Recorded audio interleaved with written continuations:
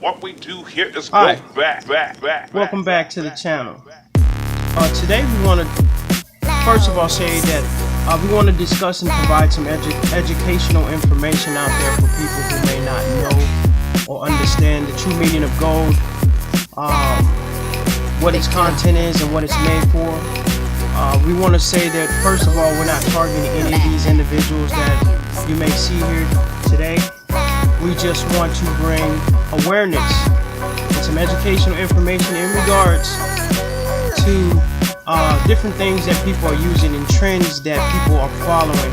Some of these trends are causing people to have a very bad situation in their household, not able to support their children and different things like that because they're following trends, and in essence they don't know what they're following when it comes to jewelry.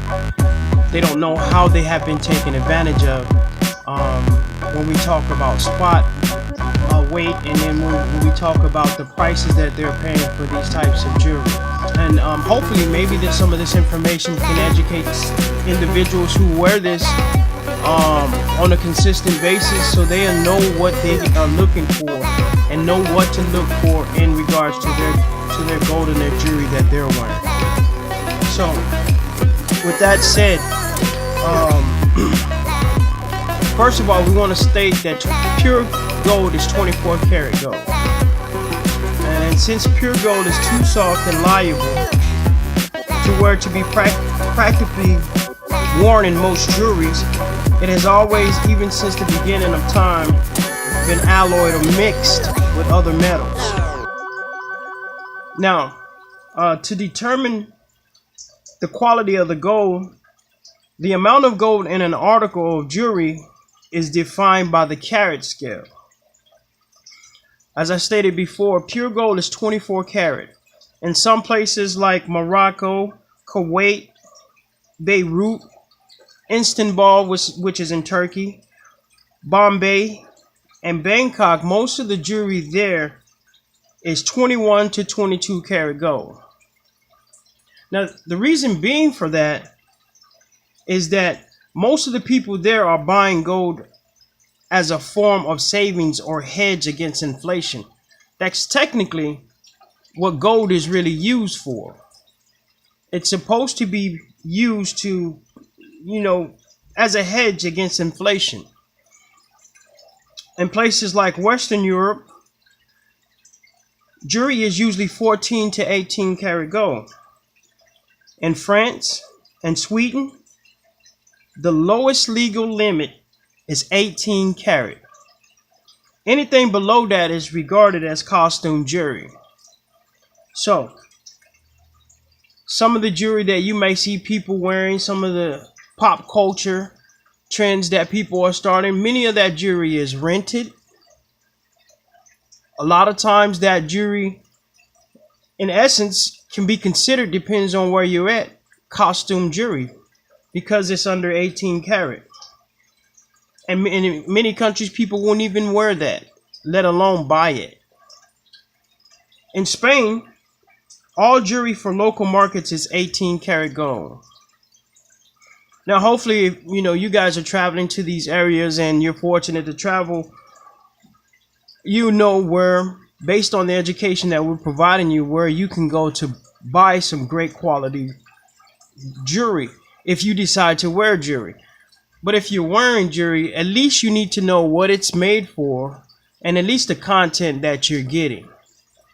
I wouldn't advise it, and not saying that I hadn't before, but I wouldn't advise just wearing jewelry. It's used as considerably as money. But if you know what to use it for, and that's your choice, that's your preference, go ahead. By all means. As long as you're educated on what you're doing and you know what you're doing, that's great. There's not a problem with that if that's something that you would like to do. In Belgium and Denmark, Luxembourg, the Netherlands, Norway, and Switzerland, they do not recognize as carat jewelry anything less than 14 karat. In those places, they don't recognize anything less than 14 karat to be considered jewelry. In Britain, the lowest acceptable Carat is 9 carat, while Italy and West Germany permit 8 carats. So if you're buying jewelry that comes from West Germany and Italy, understand that that may be an 8 carat piece that you're wearing. Most gold jewelry in the United States is 10 carat. Although there has been a rising trend to favor 14 and 18 karat based on what a lot of these people are doing. The trends that they're following with the pop culture. And like I said, many of these people, their pieces are rented. So, you know, if you choose to follow that, that's something that you choose to follow. But as long as you have an awareness of what you're doing and it's not affecting your lifestyle with you being able to support your family and your children, by all means, if that's something that you want to do. The advantage of lower carat is that the color of the gold can range. When you see these different hues or people talk about rose gold or all these different things, you need to understand what it is that you're paying for. Because many people are paying twice as much for some jewelry or some gold because it's rose gold or different type of hues. But understand that that's a lower quality of jewelry. That's a lower quality of gold that you're paying twice as much for. Now the advantage, as I stated, of lower carats is that the color of the gold can range from white, green, yellow, and red hues depending on the balance of the metal. Depends on what it's alloyed with, like silver or palladium. White shades are achieved by alloying the gold with silver. So when you see people that's wearing white gold, that gold is mixed with silver to get that hue or that tint. And basically gold with silver and nickel palladium. Red gold, or what most people call rose gold, contains some copper and nickel or palladium. And it has a variations in portions of the copper and silver and nickel palladium that give its hues, give its color that you see. The tightest regulation, and let me state this, there's nothing wrong with if you like those colors and you want jewelry based on those colors, but don't pay twice as much of what that gold is worth because you're following a trend. Understand what it is that you're doing. And when you're doing these things and you don't know, people are taking advantage of you. And this goes for everyone. You should never apply yourself into a game that you don't understand who the pieces are and how to move them. Now the tightest regulations is in Britain, where assayer offices, those are the people that give the numbers based on the quality of the pieces or the gold. In London and Birmingham and Sheffield and Edinburgh, they maintain careful surveillance of all carat productions. They have hallmarks, they got stamps that they use. And when you see that on jewelry, then you can understand what type of carat this is. Their hallmark is uncrowned leopard head, that's for London. An anchor for Birmingham, a rose for Sheffield, and a castle for Edinburgh. And they all guarantee that the items have been assayed and is indeed 9 to 14 karat gold. So when you see any of these stamps or any of these signs on any of the jewelry, you know that this jewelry is in between 9 and 14 karat gold. In the United States, we allow more leeway. The law permits a tolerance of half a carat under. Either way, half a carat over or half a carat under. So what do you think the jeweler or the assayers are going to do if they have a leeway of half a carat over or half a carat under? You think they're going to give you half a carat over? Or you think they're going to give you half a carat under and make more money for their company? And these are loopholes that these industries take full advantage of. So basically, a piece that you see that may be stamped 14 karat, it would it's almost inevitably that this piece is 13.5 carats. Go ask your jeweler. They'll tell you.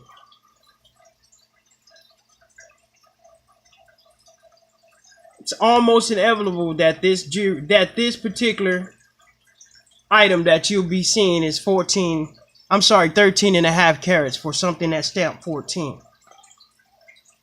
And an American supplier of gold alloys admitted that they do aim to make their 14 karat gold exactly 13.5 carats. Now some of these people, or some of these assayers, is Attleboro, Massachusetts, and Providence, Rhode Island. They are the focal communities of craftsmanship in jewelry.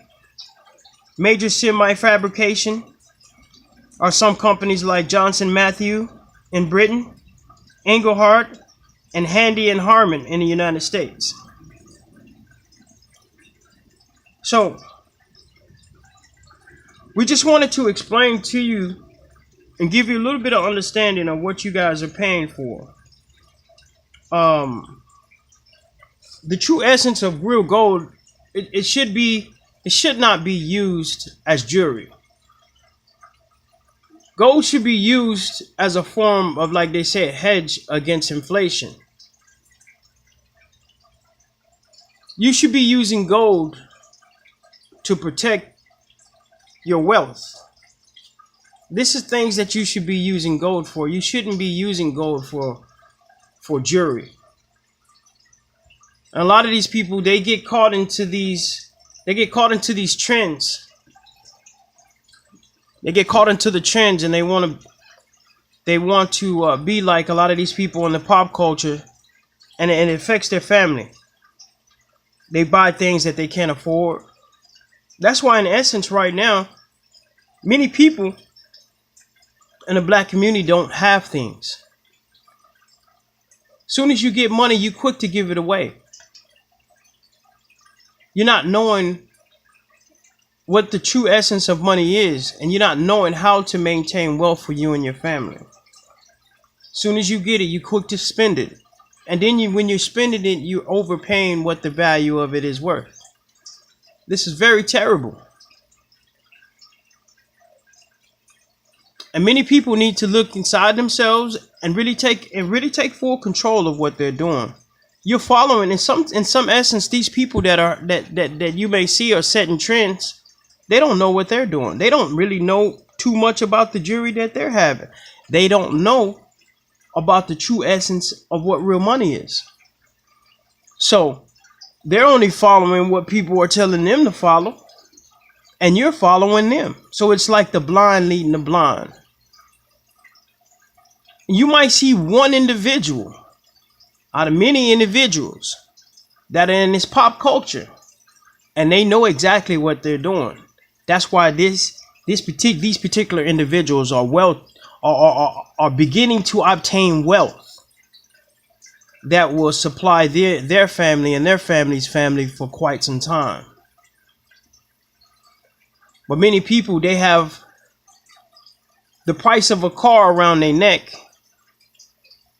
and they don't own their own car. They're renting their car. They're renting their jewelry. They're renting their home. All these different things are schemes to set up for you to be unsuccessful. These are schemes. When you're renting these things or you buying these, you're paying twice as much as what it's worth. And this is not done on accident. So the next time you decide to go into a jewelry store, you may want to think. You may want to play back this clip and write down what carats are what, and understand that jeweler can be a half a carat under than what he's charging you. And based on the gold that you're paying, if the real essence of gold, you need to understand what the spot price of gold is. Let me show you guys how to find out what the spot price of gold is.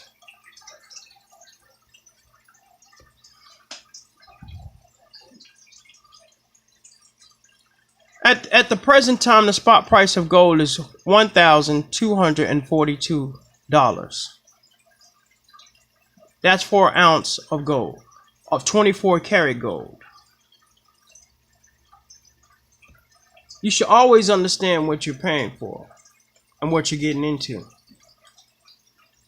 So, if the spot price of gold 24 karat is $1,200, and if you have a piece that weighs an ounce and they've charged you $6,000 for it, you might want to rethink purchasing that piece.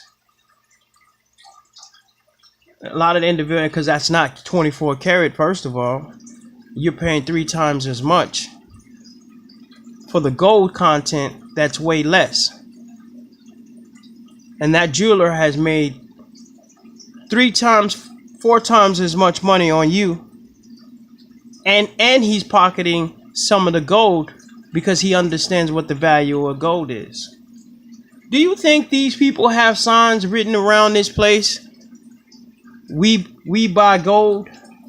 In every city, in every state, you see signs that people are saying, we buy gold. Why do you think that? Because they tricked you as a dummy to go buy this jewelry that doesn't hold its value. And if you ever need to exchange that in, you're only going to get paid the spot price of what that item is worth. They don't care what it looks like. It doesn't matter what the design is. It's only valued for one thing, and that's what the spot price is and what the gold content is. And that's based on a content that's 24 karat. It's not based on a content that's 20 karat, 21 karat, 14 karat, 10 karat. That's trash. That's costume jewelry. So you may want to rethink the things that you guys are doing. And hopefully this kit has been educational for you. Give you an opportunity to learn not to get caught up in the hype. We got to wake up, guys. Thanks for listening to the channel. You guys have a great one.